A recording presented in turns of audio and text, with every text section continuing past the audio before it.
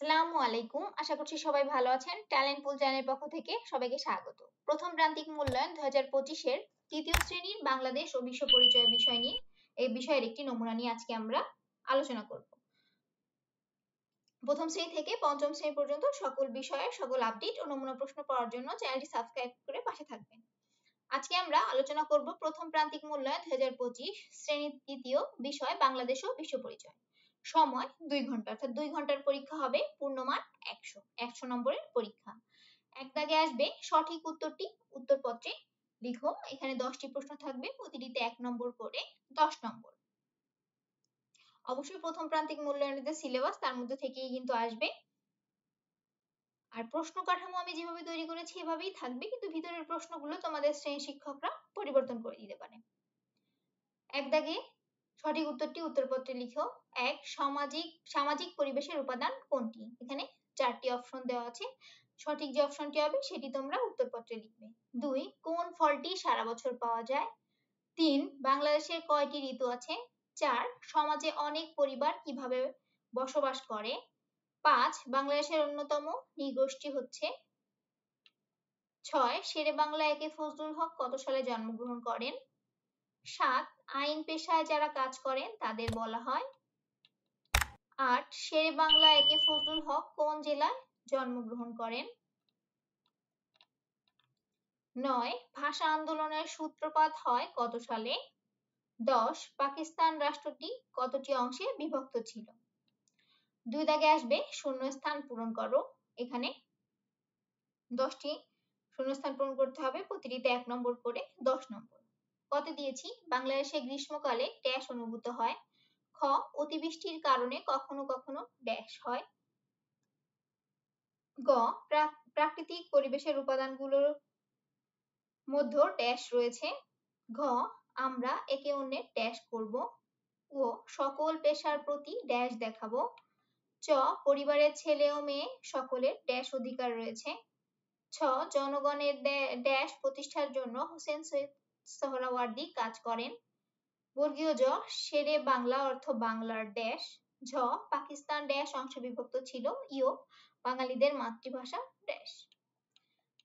3 দাগে আসবে বাম পাশের বাক্য অংশের সাথে ডান পাশের বাক্য অংশ মিল করো। এখানে 8 নম্বর। বাম পাশে আছে মাওলানা ভাসানী জন্মগ্রহণ করেন? খ. মজলুম শব্দের অর্থ? গ. হোসেন শহীদ সোহরাওয়ার্দী। ঘ. পাকিস্তান সৃষ্টি হয়? ও. বঙ্গবন্ধুর 6 দফা দাবি পেশ করেন। আর ডান পাশে আছে যার উপর নির্যাতন করা হয়? 2. যুক্তফ্রন্ট গঠন করা হয়? 3. 1947 সালে। 4. 1966 সালে। 5. 1880 সালে। তো সঠিক যেটির সাথে যেটি মিল হবে সেটি মিল করে সুন্দর করে লিখবে। 4 দাগে আসবে শুদ্ধ অশুদ্ধ নির্ণয় করো। এখানে 10টির জন্য 10 নম্বর। যদি বাক্যটি সঠিক হয় তাহলে লিখবে শুদ্ধ, আর ভুল হলে অশুদ্ধ। ক. বাংলাদেশের মাতৃভাষা বাংলা? খ. 1963 সালে কেন্দ্রীয় শহীদ মিনার নির্মিত হয়? গ. ভাষা শহীদ আব্দুস সালাম জন্মগ্রহণ করে 1927 সালে? ঘ. এ কে ফজলুল হক ছিলেন উপমহাদেশের সাহসী নেতা? ও. শেরে বাংলা কৃষক শ্রমিক পার্টি গঠন করেন? চ. শেরে বাংলা কৃষকদের দুঃখ দূর করার জন্য চেষ্টা করেন? ছ. মুক্তিযুদ্ধ শুরু হয় 1971 সালের 24শে মার্চ? বর্গীয় জ. হোসেন শহীদ সোহরাওয়ার্দী মুসলিম লীগের গুরুত্বপূর্ণ নেতা ছিলেন? ঝ. 25শে মার্চ প্রথম প্রহরে বঙ্গবন্ধু বাংলাদেশের স্বাধীনতা ঘোষণা করেন? ইও. 26শে মার্চ আমাদের স্বাধীনতা দিবস। 5 দাগে আসবে নিচের প্রশ্নগুলোর উত্তর দাও। অর্থাৎ এখানে সংক্ষিপ্ত প্রশ্ন, 10টি প্রশ্ন, প্রতিটিতে 3 নম্বর করে 30 নম্বর। ক.